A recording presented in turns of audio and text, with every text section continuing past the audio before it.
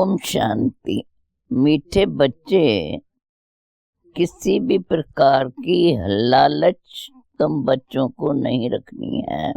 किसी से भी कुछ मांगना नहीं है, क्योंकि तुम दाता के बच्चे, देने वाले हो। प्रश्न, तुम गॉडली स्टूडेंट हो, तुम्हारा लक्ष्य क्या है क्या नहीं? उत्तर, तुम्हारा लक्ष्य है बाप द्वारा जो नॉलेज मिल रही है उसको धारण करना, पास विथ ऑनर्स बनना।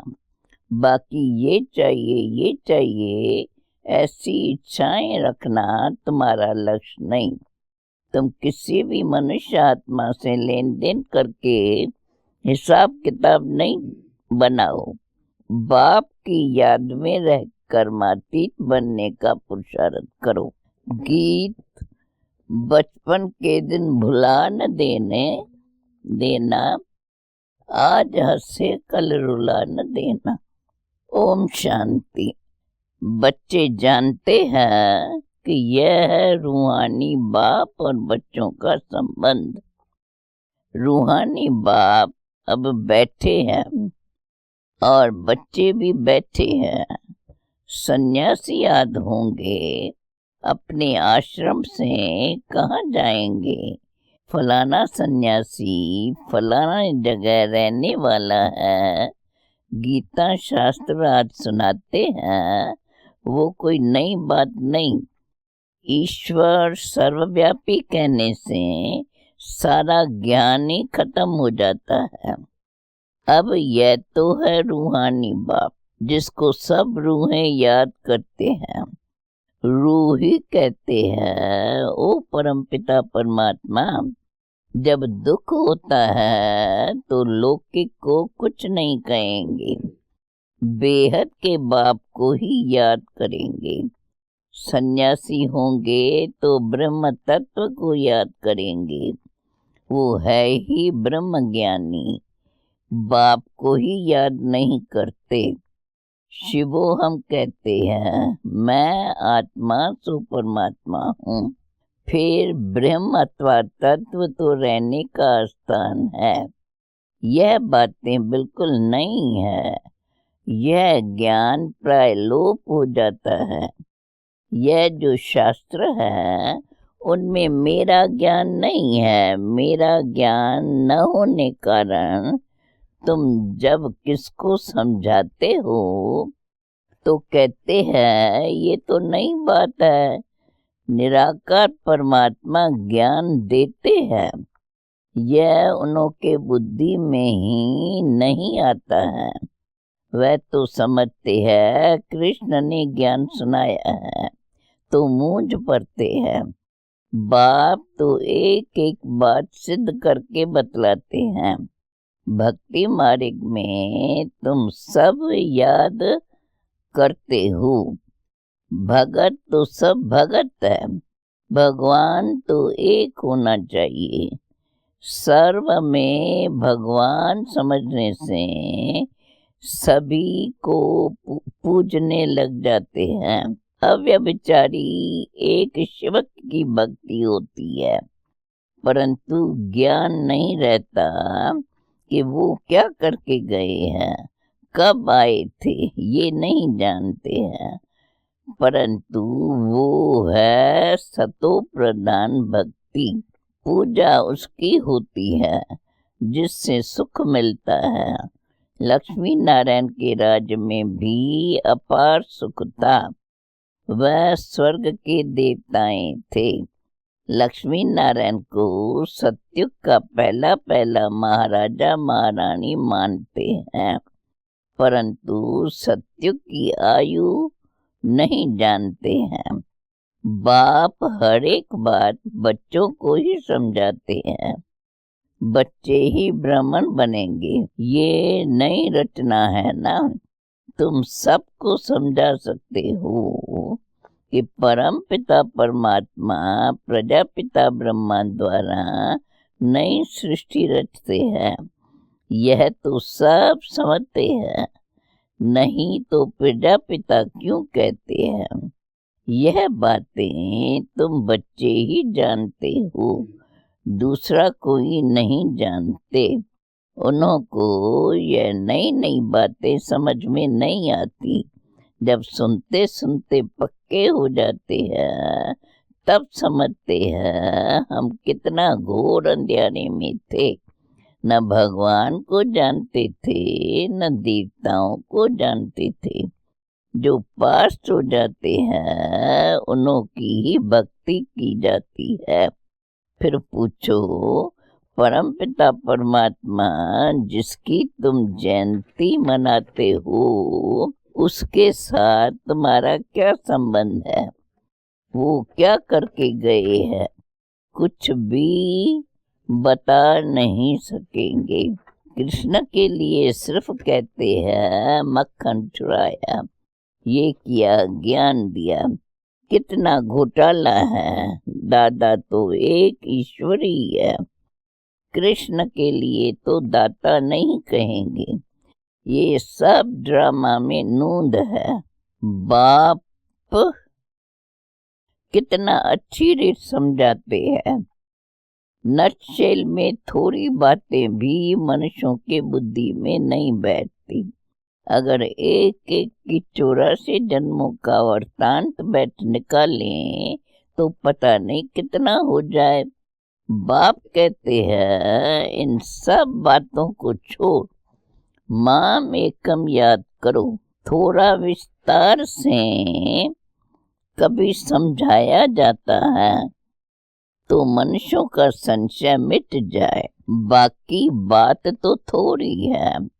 मुझे याद करो, जैसे मंत्र देते हैं ईश्वर को याद करो, परंतु वह ऐसे नहीं कहेंगे कि ईश्वर को याद करने से तुम्हारे विक्रम विनाश होंगे और ईश्वर के पास जाएंगे।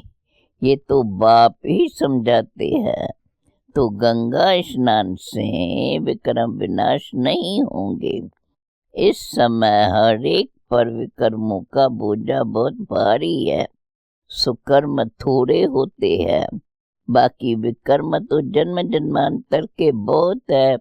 कितना ज्ञान और योग में रहते हैं तो भी इतने विक्रम है जो छूटते ही नहीं है। जब कर्मातीत बन जाएंगे फिर तो तुमको नया जन्म नई दुनिया में मिलेगा। अगर कुछ विक्रम रहे हुए होंगे तो पुरानी दुनिया में ही दूसरा जन्म लेना पड़ेगा। ज्ञान तो बच्चों को बहुत अच्छा मिल रहा है। बाप कहते हैं और कुछ नहीं समझते हो तो बाप को याद करो। इससे भी सेकंड में स्वर्ग की बातें मिल जाएंगी। एक कहानी भी है खुदा दोस्त की। एक रोज के लिए बादशाही देते थे। अब तुम जानते हो बाबा ही त्वमेव माताश्च पिता त्वमेव त्वमेव बंधुश्च सखा त्वमेव हो गया है तो खुदा दोस्त हुआ ना। अल्लाहवल्दीन खुदा दोस्त, ये सब बातें इस समय की है। बाबा तुम्हें एक सेकंड में स्वर्ग की बादशाही देते हैं। बच्चियां जब ध्यान में जाती थी तो वहाँ प्रिंस प्रिंसेस बन जाती थी। वहाँ के सब समाचार आकर सुनाती थी। तुम बाबा को अब जानते हो। सब कहते हैं ह्यूमैनिटी गॉड फादर। उस समय और कोई धर्म नहीं था। क्रिश्चियन भी कहते हैं क्राइस्ट से 3000 वर्ष पहले भारत स्वर्ग था जहाँ लक्ष्मी नारायण राज्य करते थे।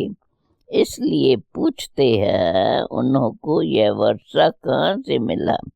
भारतवासियों का इनसे क्या संबंध है? ये ही थे। अब तो नर्क है, यह कहाँ गए? जन्म मरण को तो मानते हैं ना।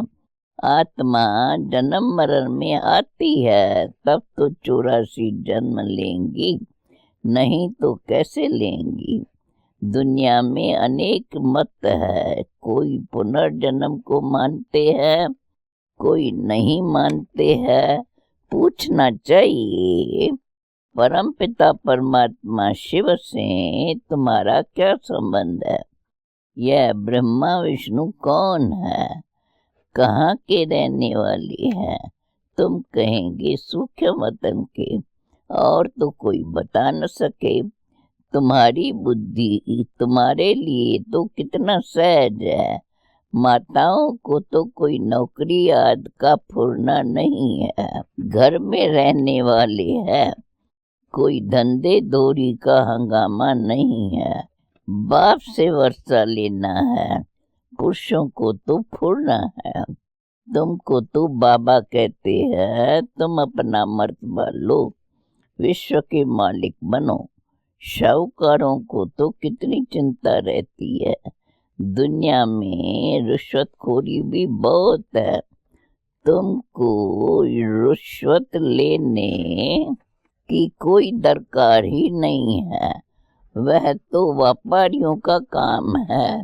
तुम इनसे छूटे हुए हो, फिर भी माया ऐसी है जो चोटी से पकड़ लेती है।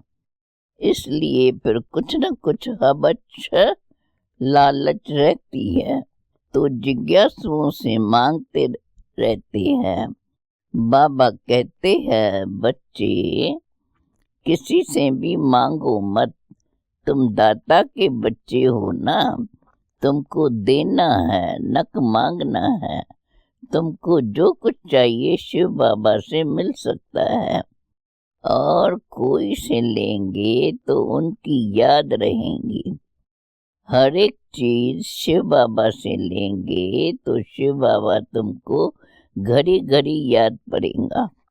शिव बाबा कहते हैं, तुम्हारी लेन देन का हिसाब मेरे साथ है। ब्रह्मा बाबा तो बीच में दलाल है, देने वाला मैं हूँ। मेरे से तुम कनेक्शन रखो थ्रू ब्रह्मा। कोई भी चीज औरों से लेंगे तो तुमको उनकी याद आएंगी और तुम व्यभिचारी बन जाएंगे। शिव बाबा के भंडारे से तुम चीज ले लो और किसी से मांगो मत, नहीं तो देने वाले को नुकसान पड़ता है, क्योंकि उनसे शिव बाबा के भंडारे में नहीं दिया। देना चाहिए शिव बाबा के भंडारे में। मनुष्यों से लेन देन का कनेक्शन तो बहुत समय रखा, अब तुम्हारा कनेक्शन डायरेक्ट शिव बाबा से है। लेकिन बाबा जानते हैं बच्चों में लोभ का भूत है। कई बच्चे कहते हैं, हमने शिव बाबा को देखा नहीं है। अरे तुम अपने को देखते हो? तुमको अपनी आत्मा का साक्षात्कार हुआ है? जो कहते हैं हमको शिव बाबा का साक्षात्कार हो, तुम जानते हो हमारी आत्मा बिरकुटी के बीच में रहती है, शिव बाबा भी बिरकुटी के बीच में ही होगा। तुम जानते हो आत्मा एक शरीर छोड़ दूसरा लेती है, किस समय आत्मा का साक्षात्कार हो भी सकता है। आत्मा स्टार है, साक्षात्कार भी दिव्य दृष्टि से ही होगा। अच्छा कृष्ण की तुम भक्ति करो, साक्षात्कार हो सकता है, फिर फायदा क्या? परमात्मा का भी साक्षात्कार हुआ, फायदा क्या? फिर भी तुमको तो पढ़ना है ना। भक्ति मार्ग में साक्षात्कार होता था तो उनका कितना गायन करते हैं, परंतु मिलता कुछ भी नहीं है। शिव बाबा है ज्ञान का सागर, ब्रह्मा को तो ज्ञान का सागर नहीं कहेंगे ना। ब्रह्मा को भी उनसे ज्ञान मिलता है। आजकल शिवलिंग सबके आगे रख देते हैं, समझते कुछ भी नहीं है, पूजा करते हैं, परंतु कोई की भी बायोग्राफी बताए न सके, इन ज्ञान रत्नों को समझ न सके। रतन लेते लेते कईयों को माया बंदर बना देती है। बाबा समझाते हैं, फिर भी शिवालय में तो आएंगे, परंतु प्रजापद पुरुषार्थ कर ऊंच पद पाना चाहिए। बाप कहते हैं, मैं वैकुंठ की बाध्याई देने आया हूँ, तुम पुरुषार्थ कर आप समान बनाओ। पुजारियों से तुम पूछ सकते हो ये कौन है। कोई पुजारियों की भी बुद्धि में अच्छी रीत बैठ जाता है। हम भी पुजारी थे, अब पूज बने हैं। यह लक्ष्मी नारायण पूजक किस पुरुषार्थ से बने हैं, तुम समझा सकते हो। बाबा कहते हैं, जहाँ मेरे भगत हैं उनको समझाओ। भगत होंगे शिव के मंदिर में, लक्ष्मी नारायण के मंदिर में, जगदम्बा के मंदिर में जाओ। पुजारियों को समझाओ कि वह फिर औरों को समझाए। पुजारी बैठ किसको जगदम्बा का ऑक्यूपेशन सब बताए तो सब खुश हो जाए। उनको कहना चाहिए, तुम इन सब बातों को समझो। तुम किसको बैठ इन देवताओं की जीवन कहानी सुन बताएंगे तो तुमको बहुत पैसे मिलेंगे। यह भी समझा वही सकता है जो देही अभिमानी है। देह अभिमानी को तो सारा दिन यही चाहिए। स्टूडेंट को तो नॉलेज की हवस होनी चाहिए, तो मैं पास विद्वानर हो जाऊं। ये है पढ़ाई का लक्ष्य। ड्रामा के राज को भी समझना है। ड्रामा कोई लंबा नहीं है, परंतु शास्त्रों में इनकी आयु लंबी लिख दी है, तो यह सब बुद्धि में आना चाहिए। सर्विस तो बहुत है, कोई करके दिखाए। बाप से कोई कृपा थोड़ी मांगी जाती है। कहते हैं, भगवान बच्चा दो तो कुल की वृद्धि होगी। अरे बाप तो अपने कुल की वृद्धि कर रहे हैं। इस समय फिर देवता कुल की वृद्धि हो रही है। अभी ईश्वरी कुल की वृद्धि होती है।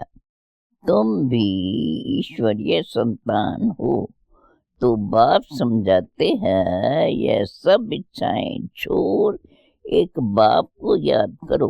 बंधन आद है, ये सब कर्म का हिसाब है। बाबा को देखो कितना बंधन है, कितने बच्चों की ख्यालात रहती है, कितनी किटपिट होती है, कितनी निंदा करते हैं। जिस सर्विस करना सहज है, सर्विस करना बहुत मुश्किल है। एक खराब होता है तो 10-20 को खराब कर देते हैं, बाकी 5-8 निकलते कई सेंटर्स पर आते भी रहते हैं, फिर काला मुंह भी करते रहते हैं। ऐसे बंदर बुद्धि वायुमंडल को खराब करते हैं। ऐसों को तुम बिठाते क्यों हो? काला मुंह किया तो उसका असर बहुत समय चलता है, रजिस्टर से मालूम चल जाता है। 4-5 वर्ष आकर फिर आना बंद कर दिया। बाबा समझाते हैं, ऐसा करने से तुम राजाई पद पा नहीं सकेंगे। इंद्रप्रस्थ की कहानी भी है। पत्थर बन गए, तुम भी पत्थर बुद्धि बन पड़ेंगे, पारिस बन नहीं सकेंगे। फिर भी पुरुषार्थ नहीं करते, यह भी ड्रामा में नोंद है।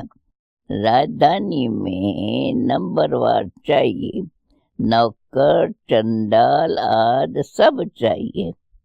अच्छा, मीठे मीठे सिकिलदे बच्चों प्रित, मात पिता बाप दादा का याद प्यार और गुड मॉर्निंग। रूहानी बाप की रूहानी बच्चों को नमस्ते। धारणा के लिए मुख्य सार। लौकिक सब इच्छाएं छोड़ ईश्वरीय कुल की वृद्धि करने में मददगार बनना है। कोई भी डिससर्विस का काम नहीं करना है। दूसरी पॉइंट, लेन देन का कनेक्शन एक बाप से रखना है, किसी देदारी से नहीं। वरदान है, चारों ओर के हलचल के समय अव्यक्त स्थिति व अशरीरी बनने के अभ्यास द्वारा विजयी भव। लास्ट समय में चारों ओर व्यक्तियों का प्रकृति का हलचल और आवाज होगा, चिल्लाने का हिलाने का वायुमंडल होगा। ऐसे समय पर सेकंड में अव्यक्त फरिश्ता सो निराकारी अशरीरी आत्मा हूँ। यह अभ्यास ही विजयी बनाएगा। इसलिए बहुत समय का अभ्यास हो तो के मालिक बन जब चाहे मुख द्वारा साज बजाएं, चाहे तो कानों द्वारा सुने, अगर नहीं चाहे तो सेकंड में स्टॉप। यही अभ्यास स्मृति अर्थात विजयी माला में ले आएगा।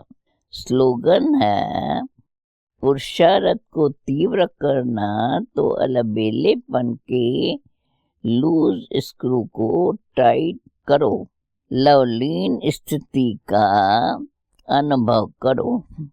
आदिकाल अमृत वेले अपनी दिल में परमात्म प्यार को संपूर्ण रूप से धारण कर लो। अगर दिल में परमात्म प्यार, परमात्म शक्तियाँ, परमात्म ज्ञान फुल होगा तो कभी और किसी भी तरफ लगाव या स्नेह जा नहीं। ओम शांति।